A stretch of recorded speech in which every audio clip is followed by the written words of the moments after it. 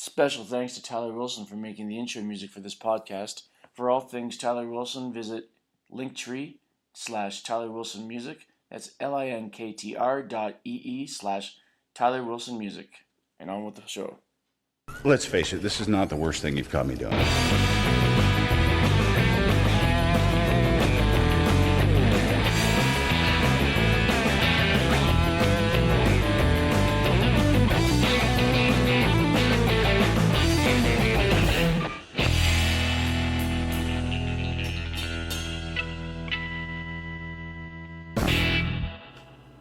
So I just had the best pretzel, but I made the mistake of eating the remaining salt in the bottom of the package, and now I'm on my second or third bottle of water, and I feel like I can't get enough. Yeah, that'll do it to you. So how long have you been in the neighborhood now, roughly? Yeah, I think my family and I moved here in 2010, so it's been 14 years, which is kind of crazy to think about. Yeah, it feels like you guys just moved in. Actually, it feels like we just moved in. Yeah. So, but it's like COVID for everything, right? It screws up with everyone's perception of time a little bit, so things just seem like they were closer than they were. Yeah. Maybe. We definitely lost a chunk of time there. Yeah. Yeah, but we had some good times on the street, so. Exactly, yeah. That was all right. I know, I feel like it actually brought our whole neighborhood closer, the COVID era. 100%. I remember we were just sitting at the ends of our driveways because we were following all the COVID rules. Yeah. Everyone's just yelling across the street, and it was actually pretty good. And then we ended up with Friday nights, everybody hanging out, so that was all right. Yeah, that was a lot of fun. So, are you still in school? Are you done school, or? I graduated as of April of last year. So I guess it's been a year now, which is really crazy. Are you going to go back and take something else, or are you just done, or? No, I think I'm going to go back. I guess this will be coming, by the time I go back again, it'll be 2 years off. But I'm hoping to apply this fall for then fall 2025. Okay, so what are you going to take? Hopefully master's in social psychology, clinical, sort of that area of it. So this is just a continuation of everything that you've done so far versus going in another direction? Yeah. It's, because I guess for undergrad it's just super broad, it's just psychology, and your graduate studies is where you can really narrow down your focus. So throughout undergrad I kind of decided that I like more of the clinical route, like compared to say more sciencey, like cognitive or neuroscience route. So we'll see where I go with that. It's interesting. It's you don't hear a lot of people as focused, I think, as you are because you already know exactly what you've wanted to do for years, and it's nice being able to focus on one aspect of your life and just kind of go for it, right? Yeah, I've actually felt really lucky in that way. I've never felt super lost or confused as to what I want to do with my life, especially when I, consider some of my friends, maybe they had a bit more difficult time deciding what it is that they wanted to do. But I've known since like grade 11, I would say, that I wanted to do psychology. So well, I think the guidance counselors now compared to, say, back in the 80s and 90s are way better. I remember when I went through, you had to fill out a card, and I think I ended up getting ski instructor, which is a whole bunch of people all got, because it was this card that you would fill out, and you just click a bunch of boxes to the answers, whatever, and they just literally stuck it through a machine, and it came out some stupid answer all the time. Nobody got anything what they wanted. Yeah, no. So, but they seem a lot more helpful even now. Like, I know with Valley going through for just going in and asking questions, they seem to be a lot more informed. Whereas I feel like back in the 90s, they were more about just getting you back to class because they didn't want to actually have to sit down and deal with it. So. Yeah, kind of just giving you an answer and hoping that you'll just leave pat it alone and pat you on the head and on your way, right? Yeah, exactly. Well, well, it's good to have focus. I mean, I feel like both your parents have kind of given you some of that. I know just hanging out with your dad, his intensity towards working out, his love for outdoors, which is something that you also share with him. Speaking of which, like the Algonquin trips, you and him are the two that go the most, right? Yes, yeah. Kyle, my brother, went 1 year just with my dad, and then 1 year with my dad and myself as well. It's not so much of his thing. He's more of a hiking kind of guy, and canoeing is not his strong suit. So from now on, it's been Dad and I. We have planned our trip for this year, so we're going again. And I think it'll be one of the most challenging ones we've actually ever done. So I feel like your last one was, you guys went in like days and days before you had to turn around and come back. Yeah, I think our longest trip was 10 days. And we did what is called the Brent Run, which is ironic. But yeah, that one was going all the way from the south side to the north side of the park, I believe. So yeah, it took us 10 days, but a lot of people like to try to do it in a short amount of time, like hold records or whatever. Right. So yeah, that was the longest. It was still very challenging. I think this one upcoming is challenging because we've just heard that it's not very well maintained. So we're going to have to kind of fight our way through with our canoe instead of just have an easy stream. So this is going to be real backcountry versus it's definitely the road less traveled back there, I guess. Yes, yeah, exactly. Because there's so much of Algonquin to explore that there's certain areas that nobody really goes to. Wonder how many people, I'm sure there's been one or two at least, that have explored the entire park. Yeah. Or close to it. Yeah, besides the rangers, but they get to fly, so that's exactly, not really fair. right? No, we definitely do some research with different paths, especially, I think his name's Kevin, I don't actually know his last name, but anyway, he writes numerous books about Algonquin and all his journeys, so he's pretty well traveled the entire park. Wow. And I think he goes multiple times a year, sometimes by himself and sometimes with buddies, but so that's where we get a lot of our information from. I know a few guys from work that they go same thing multiple times, and they go in really deep, and then the next time they kind of only go 3/4 of the way depending on who's with them. Mm-hmm. And same thing, they'll go by themselves, and it's definitely if you're gonna being isolated, that'd be a spot to go. I mean, you've got animals, I guess, but yeah, I think Dad's went a year by himself. That's not something I don't think I will ever do. I do like the peace and quiet that Algonquin offers, but at least I still have my dad to talk to. Yeah. So I suppose you could always try it, go for a night or two, just bring a recorder and just talk into it as if it's someone else there, and yeah, that's true. Document your own journeys. Mm-hmm. Yeah, it'd be interesting to see what thoughts I come up with. Or by the end, you just sound like you're completely mental, and you're like, I just want to go home, and it'd just be like watching the Naked and Afraid. Yeah, so. Yeah, exactly, like little personal vlogs. Yeah. So, you guys did the West Coast Trail last year? It was 2 years ago. No, last year. Last year? Yeah. What was that like?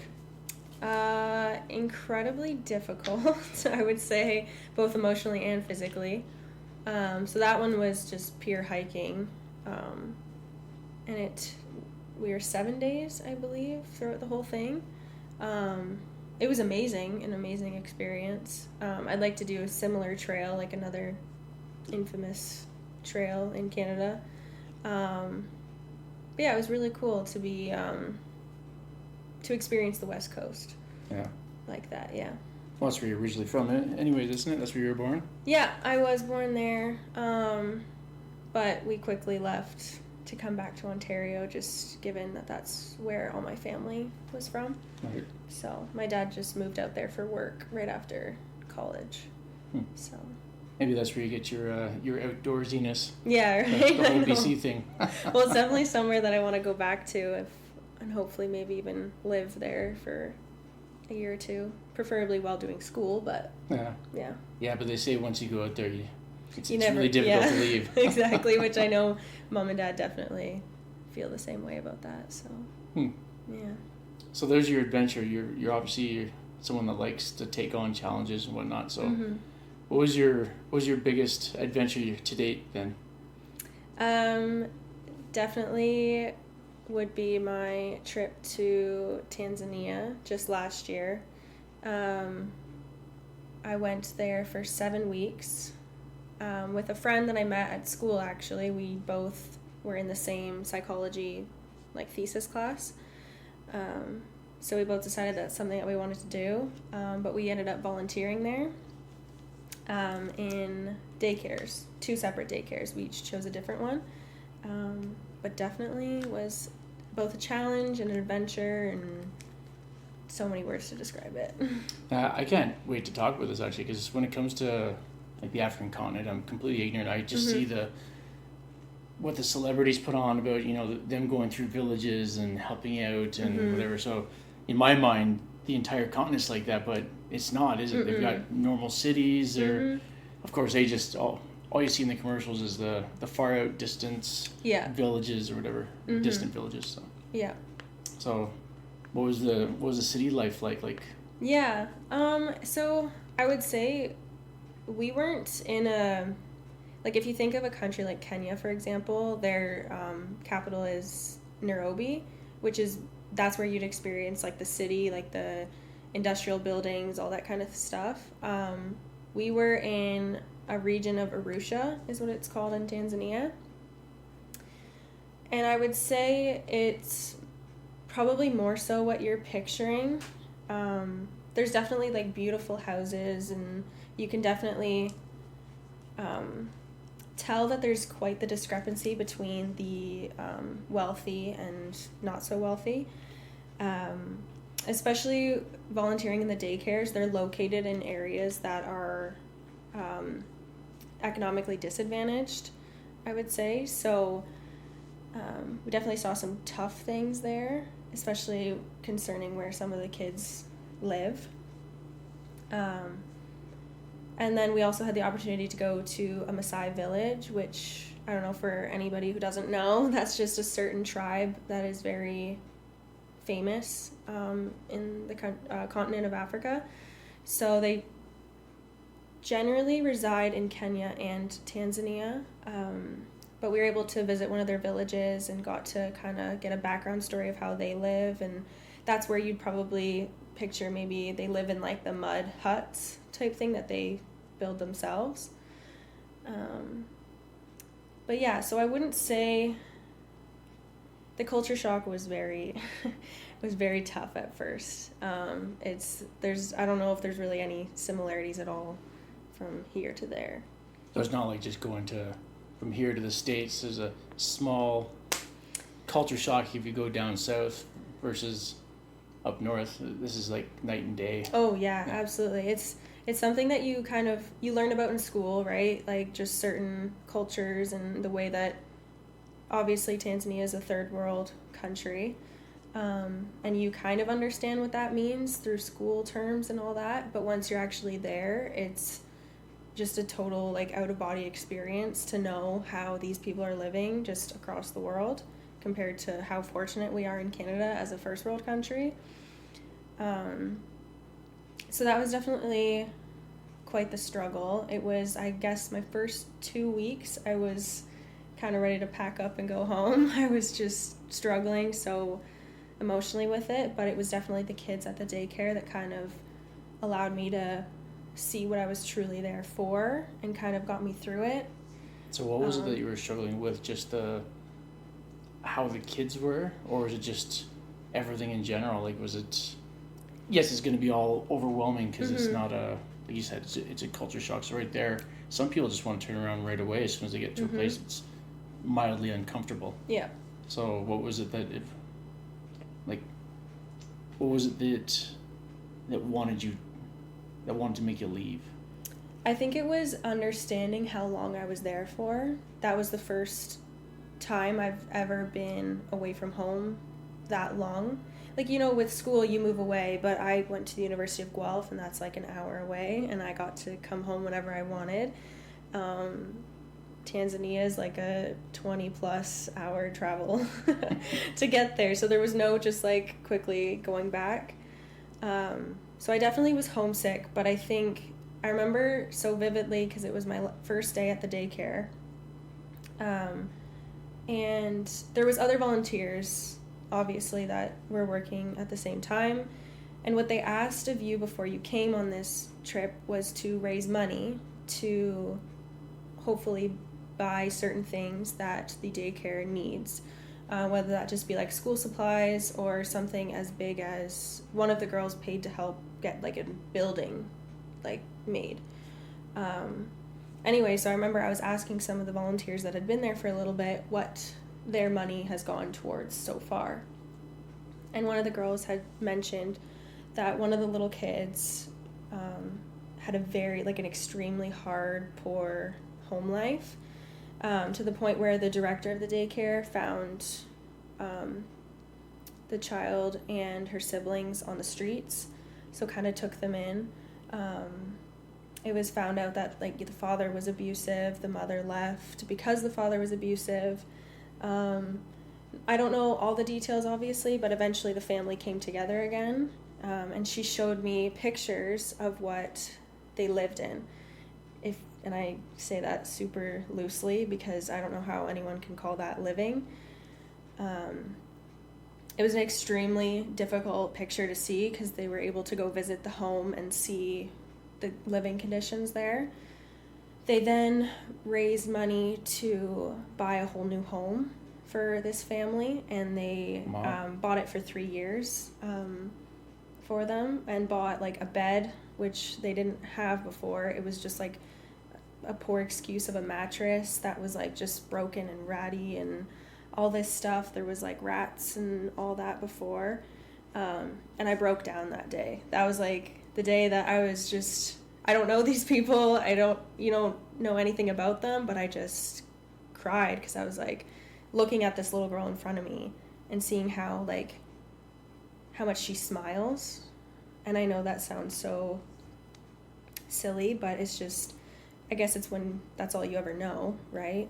Well, yeah, it's why it's heartbreaking to see that this has become their standard and they're still happy with what they have. Exactly. And good for them for being, I don't want to say optimistic, but still having the ability to smile and get through each day. And I don't know, I like to think of it in the sense that they don't necessarily have much to compare to, right? Like when you think back here in Canada, there's still kids here that have not so great home lives, of course, and then there's kids that have anything and everything they could ever want. But the kids that don't have a lot go to school with the kids that do have a lot, and they get to see more firsthand what they don't have compared to these kids. Whereas, in Tanzania, these kids, they don't have social media, they don't have phones, they don't really see that discrepancy as much. They're more so on the same level, I would say, because the daycare was meant for kids that are disadvantaged that way at home, that they need somewhere to go during the day to hopefully get sort of an education before they then maybe go off to primary school. So that's kind of how I like to think of it, that they don't really understand, I guess, that there's... Yeah, it's actually a plus, really, if you think about it. It's almost like, not that I'm comparing this at all, but like schools that have uniforms. You don't know who's got money, who doesn't. Everyone's wearing the exact same thing. Yeah. So I was thinking about that, like the difference between like St. Mike's and SDSS, where everyone on one side's got fancy clothes and someone else doesn't, or whatever, right? So yeah, exactly, and it's right there in front of your face. Yeah. So it's funny, like everything that you just described, it's basically in the commercials, but it's the difference between sitting on your couch being comfortable eating popcorn and seeing a commercial, and actually standing there and living it and seeing it's again, that's something that's night and day. You're not going to have the same experience emotionally watching it on TV, even though it's still emotional. You still feel bad for the kids, but to stand there in front of them and see them, that's got to be, I don't want to say, it's heartwarming to see that they're still able to, well, like you said, they don't know the difference, so they're happy. Yeah. But you, on the other hand, you know everything else. Yeah. You know that they've got a shit deal. Yeah, exactly. So. And the daycare is, the kids that are at this daycare, can be considered maybe the lucky ones, right? They have like 2 meals a day at the daycare. They have time to spend with just friends and just being kids and just having fun instead of focusing on maybe survival like unfortunately a lot of the other kids have to experience. So what's the age range at these daycares? My daycare was, I think it stated they were between 2 and 6. I would more so say like 3, 4, 5 age group. There was 2 classrooms at the daycare, so they had the younger kids in one classroom and the older kids in another classroom, because eventually the older kids would move on to the primary school. So it was just kind of depending on their learning, how they were doing with that. You could definitely tell the kids that maybe do get a bit more support at home with that kind of thing, and then the kids that just struggle with, we taught them how to write, how to read, that kind of thing, and just watching how they each take it in is very different, I would say. Would you ever go back and do it again? Absolutely, in a heartbeat. Yeah, it was heartbreaking to leave, and I remember the second I got back, I was ready to turn the plane around and go straight back there. So do they struggle to get people to go and volunteer, or do they have like a steady stream of people going? Yeah, they have quite a few volunteers. So the organization that I went with is Step Africa. It's a German organization, actually. We found it on website Volunteer World that shows like credited organizations, because that was always our fear if we were going to get scammed. Unfortunately, people do that. So they have 3 hostels that they own in Arusha. My hostel was actually the smallest. We had about 20 people there. The other hostels have about like 30 to 40 people living in them. So what were the conditions like that for the hostels? Yeah, I remember coming, so when we landed, it was nighttime in Arusha, so, you couldn't really see,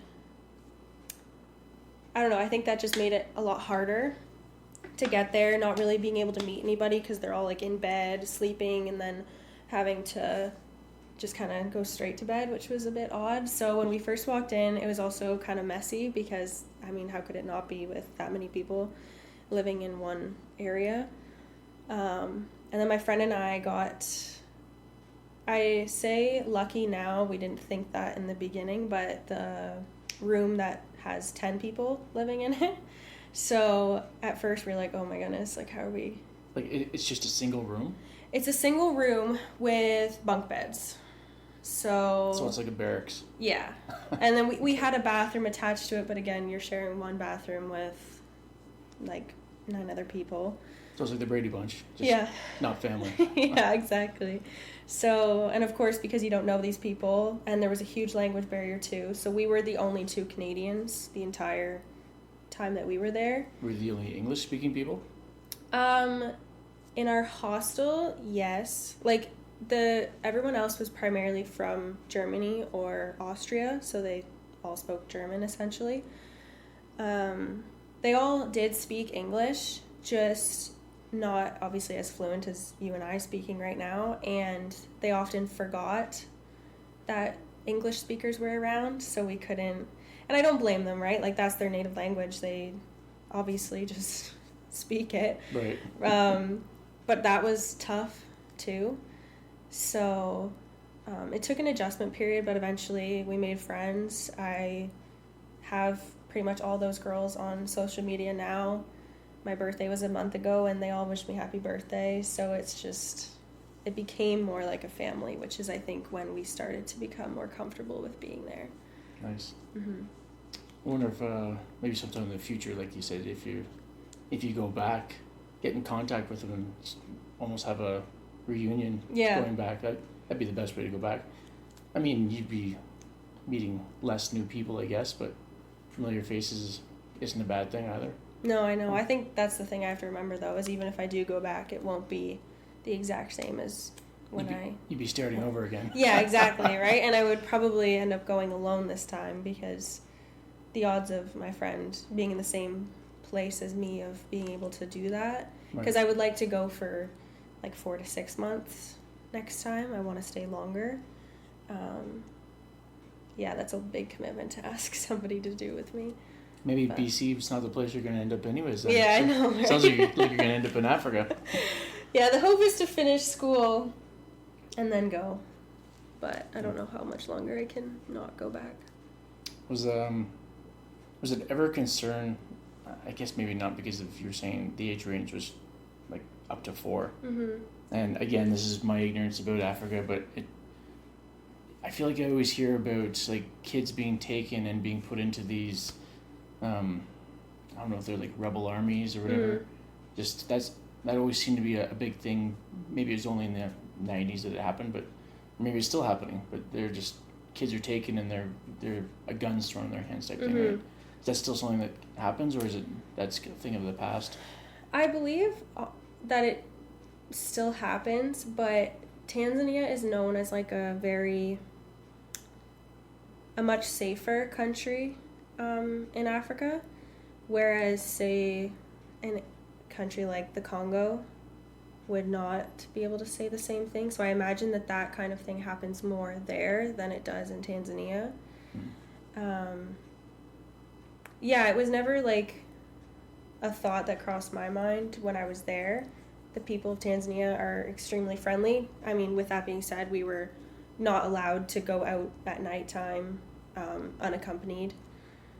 But and like they have a Uber-like system there, so unless you were taking that kind of transportation, you weren't allowed to leave at night, just for safety reasons. I feel like there's lots of cities here that people would be given the same information. Exactly. Yeah, if you don't have to go out at night, you probably should. Yeah, exactly. So, yeah. So it definitely had its concerns that way, but I never heard of anything like that for kids being used in that way. How long was the flight to get over there? So we flew from Toronto to Amsterdam, and then Amsterdam to Kilimanjaro. So I think in total it was 20 to 25 hours. Wow. Yeah, long travel day. And then when you get to Kilimanjaro, our hostel was still like an hour and a half drive from there. So we were picked up and then taken there. But yeah, it's anytime I go anywhere, I don't look forward to the drive from the airport to our destination. Even if it's only 20 minutes, you just want to get off and just go, right? So yeah, exactly. That was, the flights aren't my favorite part about going there. But so your parents are there now? Yes. In relatively close to where you were? Yeah, yesterday, I guess today's Saturday, so they left Thursday. So when they first arrived, they were in Arusha, the region that I was in, and it's funny because they told me the hotel that they were in, and I knew where that was. Like, I've been near that area. Yeah. So that's kind of cool, but they weren't there for very long, and then they left the next morning to go on their first safari. So they'll be, like, I went on a safari when I was there as well, so they'll be in the same spots that I was. Their trip is a bit more luxurious than mine was, so their accommodations are much nicer than my tent. Right. But yeah, see, that's another part of again how I picture most of Africa is those kids and adults living in mud huts and people going on safari. Yeah, that's as soon as someone says Africa, that's my first thought. That and a lion. You know? Yeah, exactly. Hopefully not being eaten by one, but yeah. No, exactly. So actually, I just saw a video that someone posted on TikTok. I forget where it was. It was somewhere in Africa, I thought. That woman got out of a car to go to the other side, to the driver's side, to yell at the husband. Mm-hmm. And as soon as she opened up the door, a jaguar or something came out, grabbed her, and ripped her into the forest. And he got out, and someone from the back seat got out and just ran after him. But that was the end of the video. Jeez. So. Yeah, no, we were definitely told to stay in our tents after a certain time because where we were tenting any animal. Actually, one of our sites, there was 2 elephants, like, extremely close to where we were sleeping. So they can just come up out of nowhere. Did that not just freak you out, though? It was actually honestly so cool to see, because we drove up to our campsite for the night and just saw this massive elephant just in the middle of all the tents, like so close, from me to just outside the garage here. Like, it was insane. And I think I'm more comfortable seeing an elephant up close than, say, a lion. Oh, so 100%. I think the animal that we ran into was better that way. We were still obviously warned not to get too close. No, I thought that was a super cool experience. Yeah, Ellie and I rode an elephant once. That was an experience. Yeah, they're just so big, right? Yeah, but they seem fairly docile. I'm sure they get all riled up, just like any other animal. But just about you're saying about the tents and staying inside. When I went to Algonquin with your dad and Martin, that was like one of my thoughts, because the island, the first spot that we slept on, it was an island, and there was bear and moose tracks all over the place. And every time I heard something, all I kept thinking is, are they going to sense that the tent's there, or are they going to step right on me and crush my skull? Or you know what I mean? I didn't sleep that well that first night. The second night it was fine. But. Yeah, no, you kind of forget like that you're in their area, so they can very well just walk right up to you. Well, and if I had a bigger tent, I probably would have been. I would have felt a little bit better. But as your dad's little one man there, and we had this makeshift. I forget what we used. It was with the canoe paddle. Yeah. It sucked. it wasn't even straight. Like it's. Like even your dad came over and looked at it and goes, I don't know why this isn't working out right, but it was almost in the shape of a banana. It was not super comfortable. Not at all. And your dad slept in a hammock. Yeah, he loves that thing. Yeah.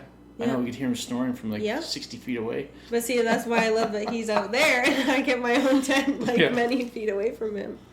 You think that alone would scare away the moose and the bears? Yeah, he could be somewhat of a protector, I guess, that way. But, yeah, so we'll see. I know with my parents in Africa right now, their whole trip is just safaris, essentially, right? So, I can only imagine how many animals they're going to see and how up close, because they get to do walking safaris, too. Oh. So, like, out of the truck, which is... a little... nerve-wracking, you'd think. It's a little, I don't know, I'm curious to hear their experience with it and how they kind of deal with that. Like, I know our travel safari guide obviously had a firearm on him should anything drastic happen. So I'm assuming that'll be the same case. And then they're also doing the hot air balloon safari that they recently added on. So I think that'll be a cool way to see. Have they ever been up in a balloon before? No. No? No. So. That'd be a nice first as well. I know Martin and Sharon went up. They said it was awesome. Yeah, I mean, when I was there, we saw the hot air balloons, like, super close. Like, they had just taken off, right? And obviously, usually when you see them, they're so high up in the sky that they just look so tiny, but they're massive. They're so big. So... I think that'll be really cool. And Dad's really hoping to see the Circle of Life in action. So I'm wondering if that's the way they'll see it. Except they're just cheering on somebody, just rooting for one guy. Get him! Exactly. Yeah, back home there was it was part of a school, but the city owned it. It was like multiple fields. And they used to have balloons take off from there all the time. So you just see them hauling out these... the massive balloon laying across like a full pitch, and it would slowly fill up, and then all of a sudden they would take off. We'd sit there for like an hour watching these guys set up, and then never saw anybody take them down. I have no idea where they landed, but it was not the same spot. How that happens, no idea. Yeah. So. Yeah, the fact that they can control them, I don't understand how any of that works. Like, I get up and down, but that's. Yeah, that's I have no idea the logistics of it, but. Your dad will figure it out. Yeah. He'll be able to tell us exactly how it's all done, and I'm sure the guy will probably let him fly it at one point. Yeah, right? I'm excited to see their pictures and videos from that high up. I wonder how your mom would be with that. I could see her being a little bit more... not as excited as Brent, we'll say. Yeah, I think she's, like, excited about the idea. I don't know how well she is with heights, whereas, like, my dad and I are very... indifferent to them. Right, because you guys did skydiving, right? Yeah, and Dad's done the CN Tower edge walk, so. Yeah. Can you see your mom doing some skydiving? No. No. No, not at all. She's like my brother that way, Kyle. I think it would take quite a bit of convincing to get him to do that. Yeah. So.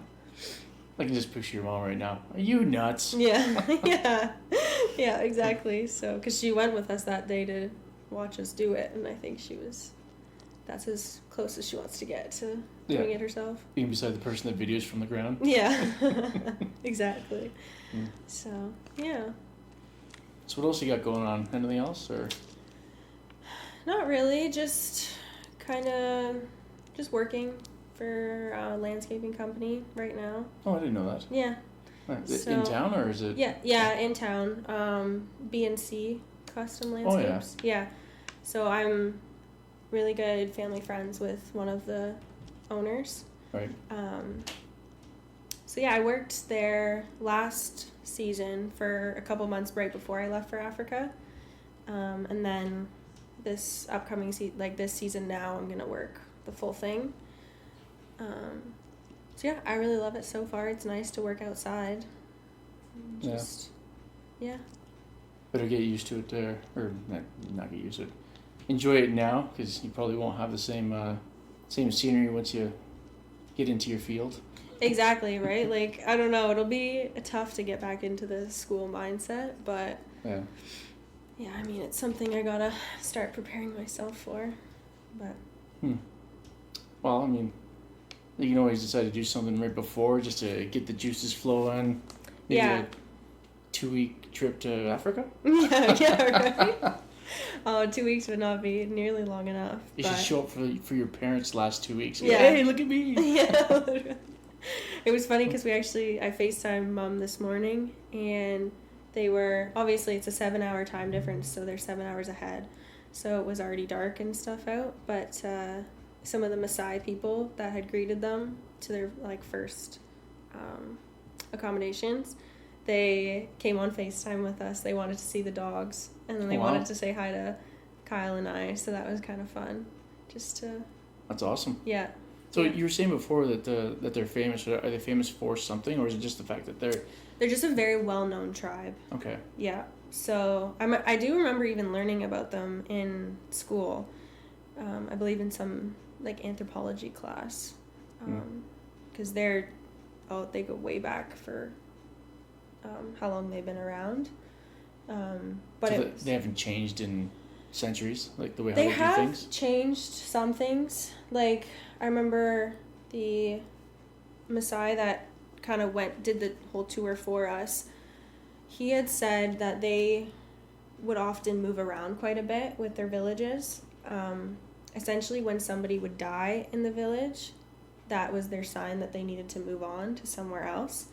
So they would have not really a ceremony, but would bury that person there and then just kind of pack up and move and find a new location, which then also made it difficult for any children, Maasai children, to get an education. So how it's changed now is they're more prioritizing the education for kids, so they stay in one spot. Well, how many people are in this group of? Oh gosh.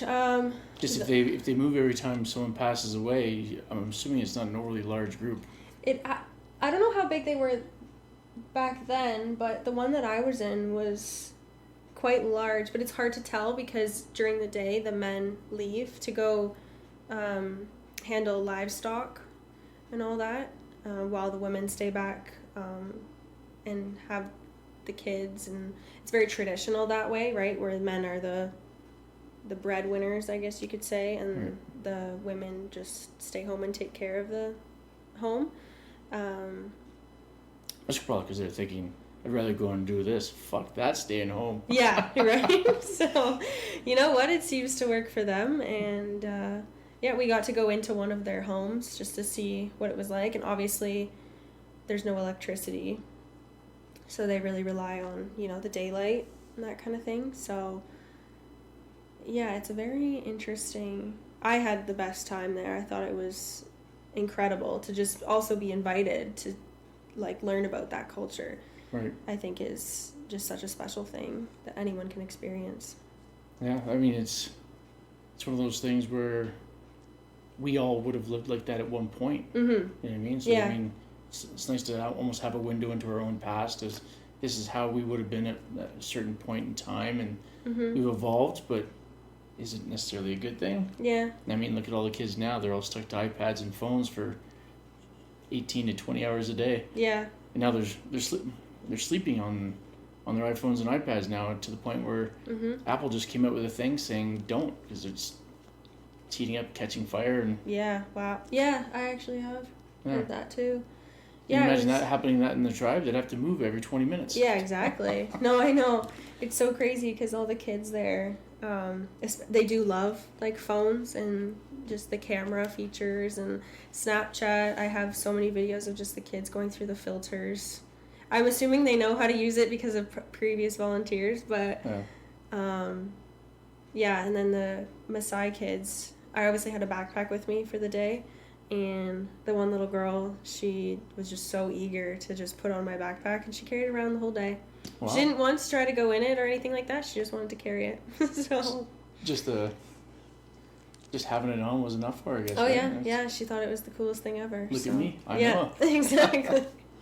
Yeah. So no, it's super special to see them and how they live their day-to-day life. Yeah. Yeah. That's awesome. Mhm. Is there any other place you'd want to go that would be similar to that, like other than Africa? I definitely, I guess, still want to explore more of Africa, absolutely, but I definitely want to go travel Asia, specifically like Thailand and all Mhm. that. I do want to go backpacking through there. Unfortunately, I'm thinking of taking my brother because it's not safe for Right. just me to do that.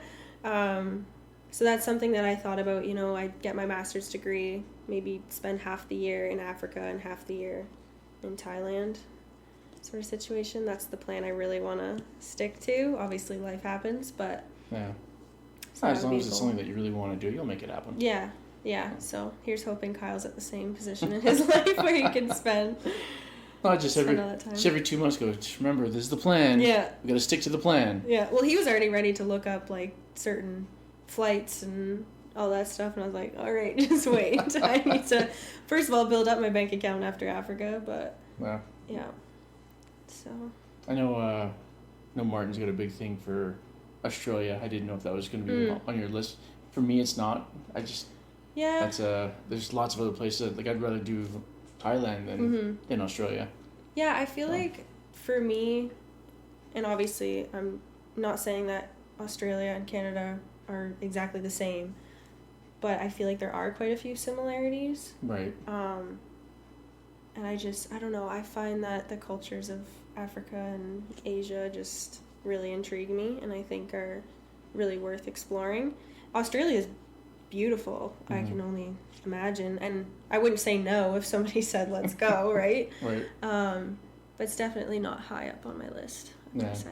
Like, they might have, like, the same with their indigenous population in the outback or whatever, might have something similar to what you experience in Africa, but I don't know, Well, I think the spiders and snakes kind of throw me off too. I was going to say that, but I was like, oh, should I hold off on saying that? No. But yeah, it's all you hear. Like, people always joke about, going to Africa. Fuck, have you seen the size of the spiders that come down? And, like, I can't remember what actress it was.